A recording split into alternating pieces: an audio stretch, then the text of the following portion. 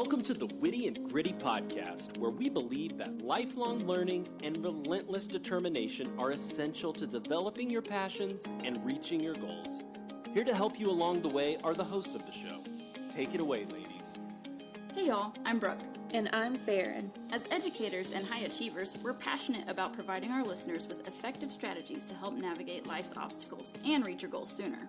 Join us as we break down credible research that gives you a fresh perspective and challenges your limiting beliefs. Laugh and grow as we share personal anecdotes and interviews from people that have demonstrated what it takes to be successful. By implementing these practices, you will develop your unique skill set and learn how to better serve your community. Get your mind right. And enjoy this time designed just for you. Episode 96. Thought I'd switch it up. I was like, I hope you remember the number because that's not my job. Yes, episode 96, Dream Big mini-series. We are talking about parts 4 and 5 today. Yes, so part 4 is titled Clear the Path, and part 4 begins with chapter 19. The title of chapter 19 is Hostage Negotiation. The great thing I love about Bob Goff books is that he always has crazy stories. So he's literally in a hostage negotiation situation in the book. So, but wait, that. Yes. I thought you were going to say that you like his clever titles for his chapters, which is also true. But then luckily he gives it a subtitle so that way you know more about what the chapter's about. So, hostage negotiation. Figure out what's holding you back. What is taking you hostage? And so he starts off with this idea of Stockholm Syndrome. And so I'm going to give a simple definition. In fact, he says literally, simply put, Stockholm Syndrome refers to when people develop a weirdly codependent relationship with their captor. And you might be like, doesn't apply to me. I'm not currently being held captive. Congratulations. I'm glad you're not being held captive. But it might not be by a literal person. It could be things like getting lost in a numbing routine. It could be a relationship that you're stuck in. It could be a job. It could be a lot of different things. It could be a traumatic childhood, which is affecting you now all these years later. And so just be open to what being hostage could look like in your life. Right. Some phrases that go through your head might be like, wow, I really need fill in the blank. I need a cookie right now. Or I need a drink or whatever the fix is. I need to scroll through social media like numbing like you were saying. Or it could sound like, well, that's just who I am. I'm just a stubborn person. That's just who I am. Another fun way to see if this is you is to count how many times you say the word but. Not like your buttocks, but if you say things like, I would, but it would be nice if but I can't. And so if that's you, then I'd see if there was consistency in what is that thing that's holding you back or you're making excuses for. Right. He talks about what are your current failures echoing from the past failures. Like you said, Farron, are you always having to say, oh, well, I would have done this, but I didn't have enough time. Oh, I didn't have enough time to do this. Is it this time thing that we keep circling back to? What exactly is that and why? And another one is fear. I think those are two. Time and fear are two that our listeners get bogged down with. And I like that he says towards the end of the chapter, he says, fears don't really get fully conquered. They're just understood and given less power. And he encourages us to be strong and courageous. Right. You could have experienced something traumatic and you had that innate fear of not going to that person's house or being with that person alone or whatever it is. And that served you in that purpose, in that time. But now, how can we move forward from that? You can't always avoid a grocery store if something happened at a grocery store. That can be a fear that you understand and press on through. So ultimately, the good news is that you can turn whatever's been holding you hostage around. And it requires you to understand exactly what it is, but then also break your relationship with it. And Casey Coates, we interviewed in our Get Out of Your Head mini-series, and he talked about that a lot. What was that episode number? 91. 91. And he talked about he knew he had anxiety, but you have to actually make the choices mentally, physically, emotionally to get out of that state and work towards conquering it. So identifying it, I think, is what I'm trying to get at. Identifying it isn't the end. That's step one. That's starting line. Yes. But then you're going to have to give it a full effort to work through it and learn to manage it and overcome it. Yeah, that's going to take hard work, and just remember your why behind that. Yes, it'll be worth it. Okay, chapter 20. Give it a quarter twist. We discover and build our ambitions in installments. Right. Sometimes you're trying to accomplish a goal, but it's not working out the way you wanted it to go, Enneagram 1s. So maybe he says when the door shuts, look for a window. Maybe there's a window you need to climb through because you needed to learn a couple more things before you needed to be in the room. Because if you walked in the room, you might not have been as equipped. So remember, God's going to equip you, and sometimes that means you got to learn how to climb through a window. Yes.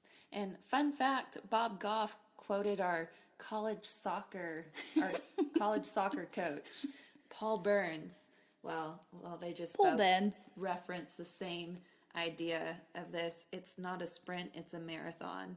And I think we live in a society where communication happens fast, transportation happens fast. You know, older folks, again, they come at me. I don't know why, but we're the microwave generation because our food, you put it in the microwave, it's done in like a minute. I'm sure that's healthy. And so, Surely. Yeah, I think when life is moving so fast and we have so many things much more readily available that we get discouraged when our ambitions don't follow that same timeline. So just remember that this process is not a sprint, it's a marathon. So you don't want to come out the gate running full speed. You won't make it till the end. Right. And for the people who are actively waiting, you're becoming more equipped. You're waiting for the opportunity to be able to step into whatever it is. Maybe it's a seniority thing and it's not your turn yet. Whatever that case may be, just remember the bad jobs prepare you for the good ones, which prepare you for the great ones. So keep that in your back pocket. Yes. And we've talked about this analogy, but I think it's worth repeating about like an ice cube. And so if it's 0 degrees and you go from 0 to 1 degree, you're not going to see the ice cube melting. Texas, we saw it. Yes, this is in fact true. We watched. Yes. For days. Scientific. And so even at 27 degrees, man, you went from 0 degrees to 27 degrees, but that ice cube is not going to melt even though you've made all this progress. But man, when you hit 32 degrees and 33, you're going to start finally seeing it pay off.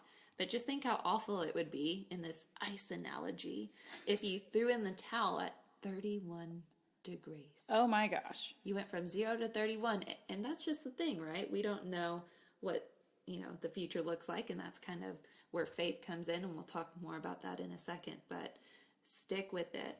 That is James Clear's book, Atomic Habits. Yes. You should snag a copy of. We'll put an affiliate link in the show notes. And a biblical reference would be Jericho. What if they only walked around 6 times and were like, this is stupid? When actually half the people were like, this is stupid. What are we doing? And he's like, we got to keep walking, I promise. Yeah. And then finally the walls fell down. So everyone was super confident after the wall fell down. Yes. Man, I knew it was going to work. I knew it. Sure. I had your back the whole time, man. Yeah. You were the ringleader back there and you know it. Wow. Okay. I'm sure he wasn't bitter. No, not at all. I heard you talking. Yes. Wow. Okay. Ready? Yes. All right. Chapter 21 is titled Be a Quitter. Again, shocking titles here. The subtitle is The Way to Start Something New is to Quit Something Else. And we mentioned last episode that sometimes you need to quit social media from 8 a.m. to 2 p.m. It doesn't necessarily have to be like, drop everything and run. And he talks about in his book quitting something every Thursday, which can sound super overwhelming. But if you just do it in the manageable chunks, hey, I'm going to quit Dr. Pepper from 8 to 2 p.m. That will be a challenge, but maybe I could do it on a Monday. Yeah. And I like the analogy, too, that he used about the sailboat and kelp getting stuck and slowing the boat down. And the only way to get the kelp off is to stop the boat. and maybe even, I think you go backwards a little bit, sailboat expert right here. And sure. All the kelp falls off, so then you can move forward at full speed again.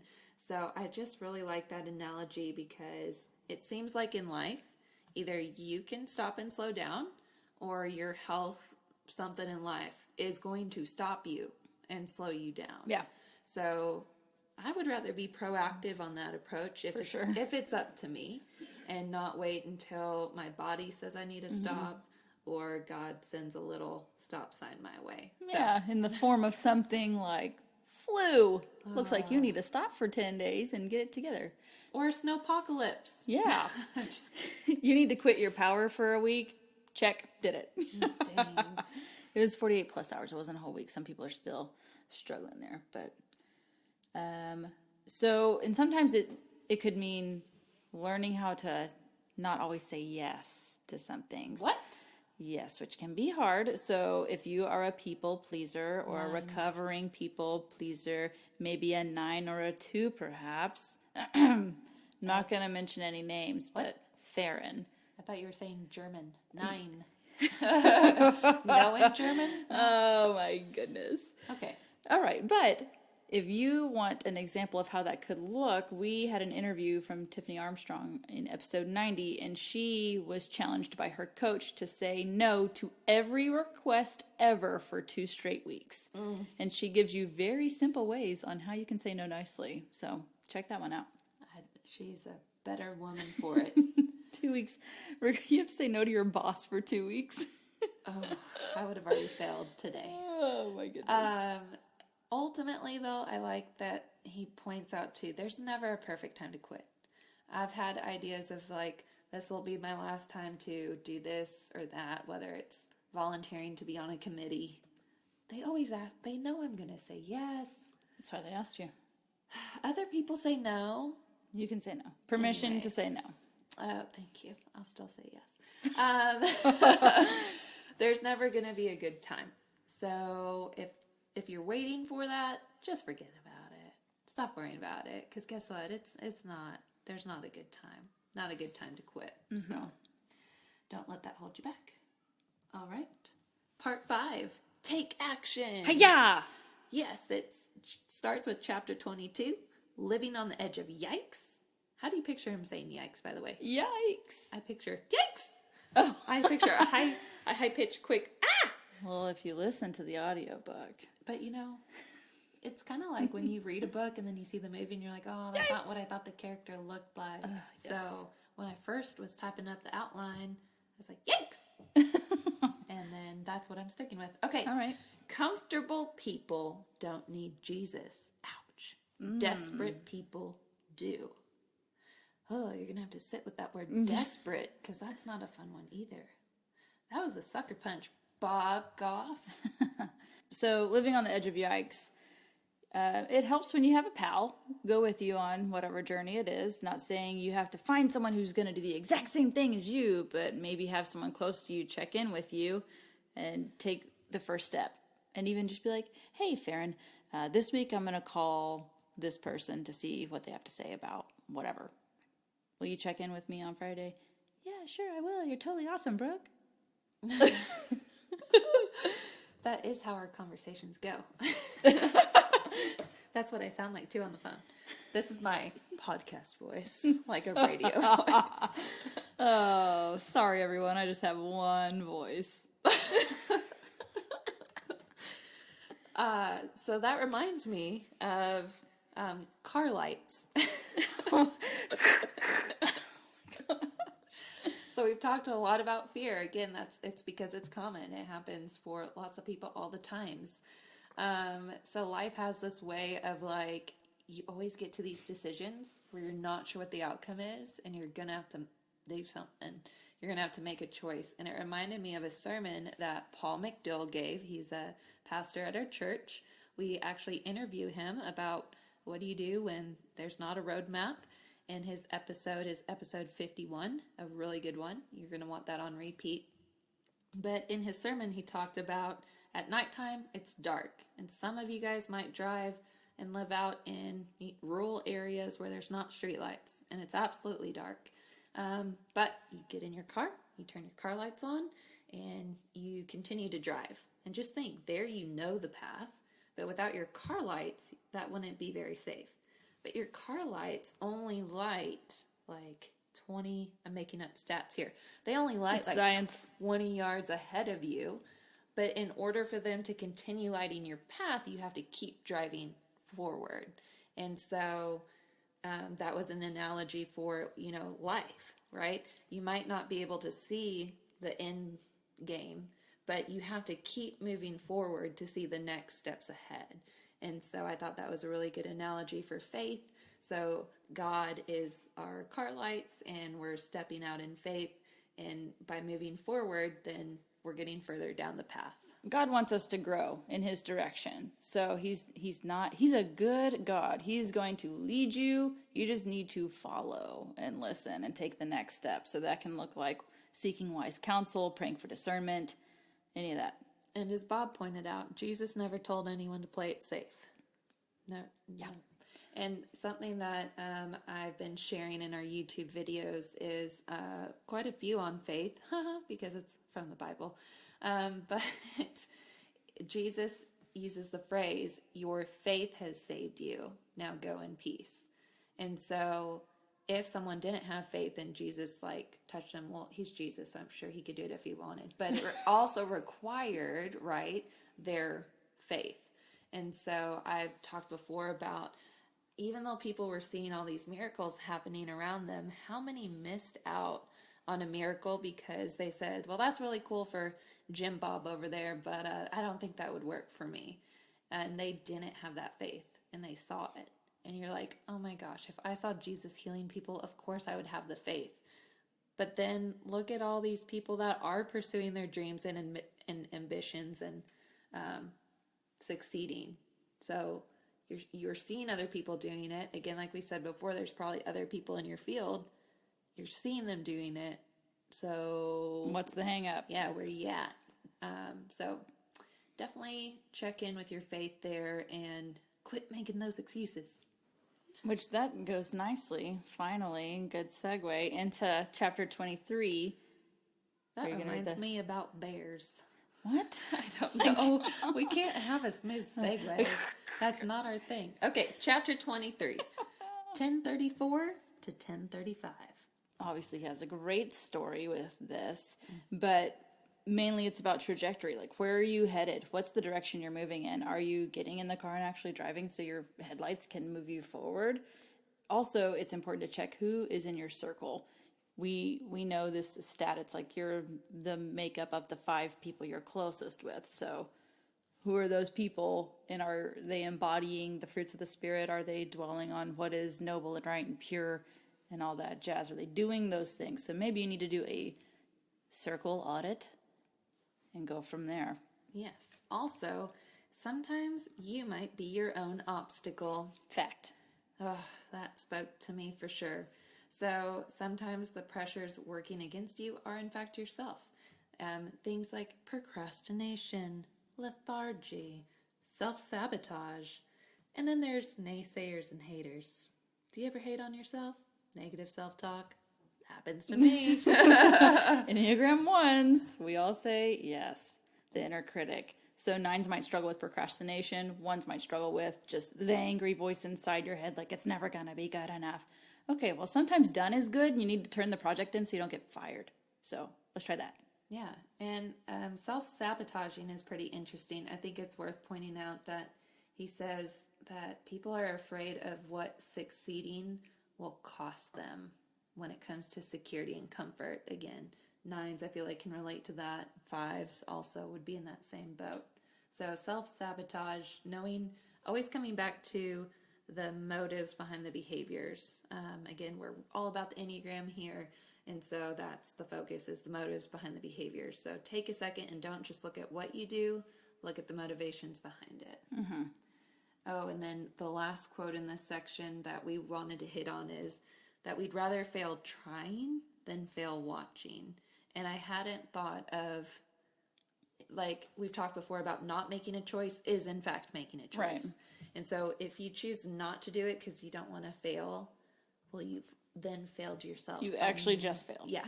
You're Congratulations. I'll fail now. I don't want to fail later. I'll just give me the 0 now. No, don't do that. When you put in the effort and try, you're actually working towards your 10,000 hours, so good for you. And you're building up those little wins. You're working towards that. Like, even if your little win for the day is, I tried something. What is it? We talked about this. We hadn't talked about it in a while, though. Meet the Robinsons. That movie where they celebrate the failures, and they're like, congratulations, you failed. And he's like, wait, what? But I messed up. And they're like, no, this is great, because now you know how not to do it. Yep. There was someone, too. You feel free to cut this part out. But it was, they wanted to know what mistake you made that day. And if you hadn't made a mistake. Yes, I believe you mentioned you heard it in a podcast. Someone was being interviewed, and they asked around the dinner table, what did you fail at today? Yeah. And they better have come with something. Yeah, because otherwise that's evident or apparent that you hadn't tried. So making mistakes is showing that you're trying, and there's something to be gained out of your wins and your losses. So again, it's a mental shift, pivoting how you handle those experiences. Right. Failing is a common humanity experience. It happens to everybody, but it's what you do next that determines who you are as a person. And same thing with you're an influencer, by the way. Do you have kids? Are you a leader? Does someone watch what you do during your day? Do you see other humans ever? Are you a human? So someone is watching to see how you're going to react. And even if you are a recluse, welcome to the show, but also you have the devil watching to see how you're going to react too. And he knows how to play to your weaknesses. And he would love for you to not take any action. Yeah. He would love for you to Please settle. procrastinate today. Please don't get anything done, because that's going to further the kingdom. And I don't want that. See? Dang. Boom. All right, chapter 24, titled 1,000 Words a Day. Live your life undistracted. Good luck.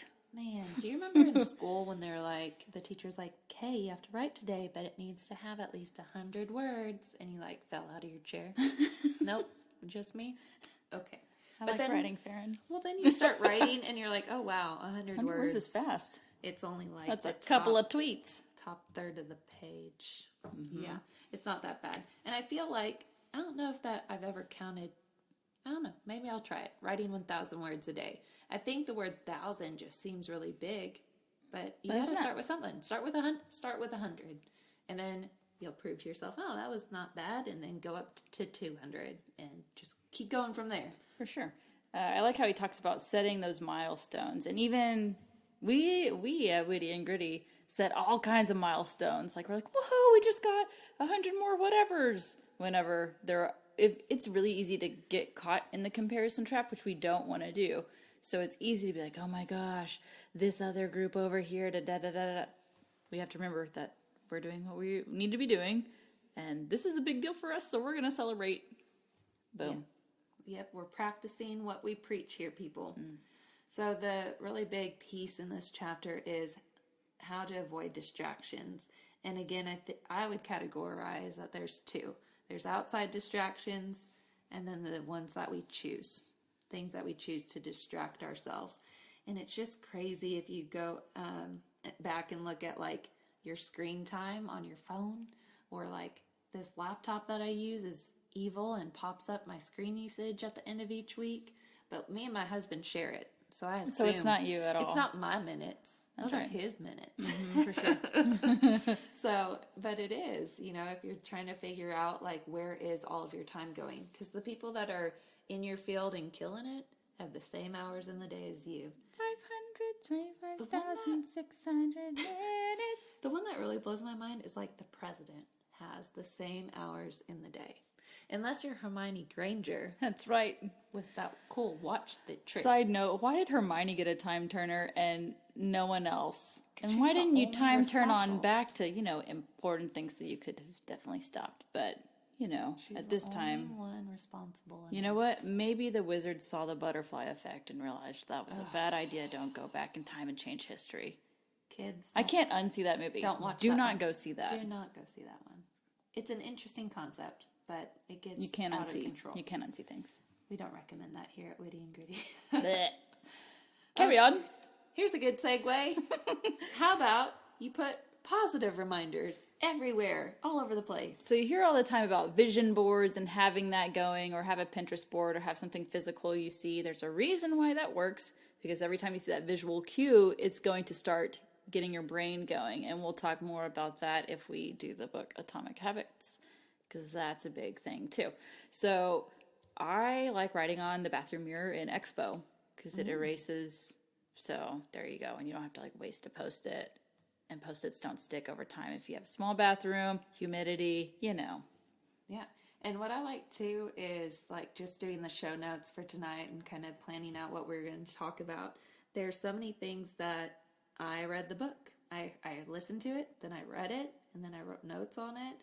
And rereading ideas from here again have been so encouraging just tonight recording these episodes, that if I had different Bob quotes on the mirror or in my car, or if work is not your jam, that's where you need to stick all your reminders. Yep.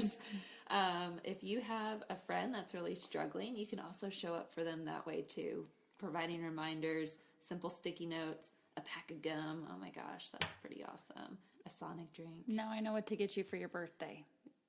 Gum. Yes, and ma'am. Mechanical pencils would be great. So I used to really struggle with anger, and then I worked through some things and learned about the Enneagram. So flashback 5 years ago, I actually made a stack of note cards that had Bible verses about how to combat anger, or verses about anger, be angry and do not sin. So being angry, that's a normal feeling, but then don't cuss her out in your head. Dang. That would probably be a thing that you shouldn't do, for example, or fill in the blank. So I actually had these note cards, and I put them in a spot where I typically was easily triggered, and it helped immensely. And now I'm not the Hulk anymore. Yeah. The end. The end. So the chapter did start out as titled 1,000 Words a Day, so I do want to circle back to that idea. It's not only for people that want to write a book or a blog. I know that this happens to me too, that sometimes the same ideas will just circulate in my head constantly, on repeat. But if I can write them down, it's I can shut off that noise and that repetition. And so if you're constantly dreaming and having these thoughts and ideas, just writing them down can give you a break, maintain your sanity. Opens up your mental real estate. Yes, to move forward even in your thought time. So if you're at work and are doing that multitasking thing, checking out groceries, but thinking about your future goals. I mean, by the time you write down the ideas, that basically, I think it happens because you don't want to forget them, or you want to see what else is there. But I love the mental real estate phrase that you used. Once you write them down, it's almost like they're there, so your brain can move on to the next idea or generate something you haven't thought of yet. So again, we are really big about writing here, journaling, all the things. So try that. We've experienced progress with it, and so we know it can help you too. You are 42% more likely to achieve your goals just by writing them down. Yes. FYI. We're also all about science here. The brain science. I still haven't got Brooke her lab coat yet. Mwahaha, now you know what to get me for my birthday. Yes. All right, you guys. Stay tuned for next week. See you then. Bye. We help hardworking Christian women get the growth they want by giving them the tools they need in order to have more joyful lives. We love providing our Christian-based personal growth podcast to our listeners at no cost. If you are enjoying the content, please consider supporting our mission by donating to our Patreon. We're a small team creating the show for our community by researching, recording, and producing the episodes ourselves. Any amount is greatly appreciated. Your support will help offset the cost of making and hosting the show. As a thank you, you can receive exclusive access. For more details on specific membership tiers, visit our Patreon page. Go to patreon.com/witty and gritty. We've included the link in the show notes.